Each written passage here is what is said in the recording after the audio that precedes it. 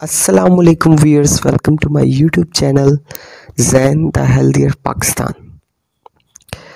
अगर आपको कब्ज़ की शिकायत है और कब्ज़ जो है वो एक बहुत ही तकलीफ़ दे जो है वो बीमारी है,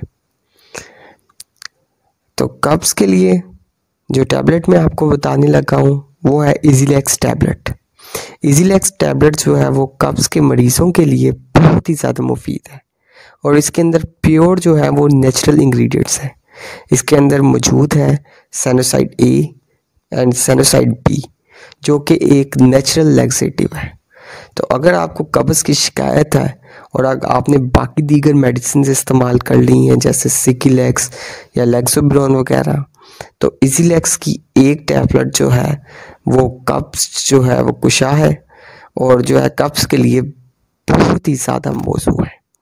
सो इजीलैक्स टैबलेट जो है वो दिन में जो है वो आप एक बार या 2 टैबलेट्स जो है वो लें और जो है वो कब्ज़ से निजात पाएँ।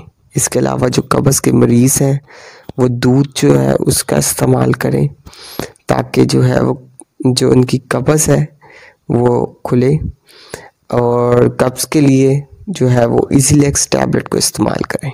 So stay healthy and fit and do subscribe my channels and the Healthier Pakistan. Shukriya.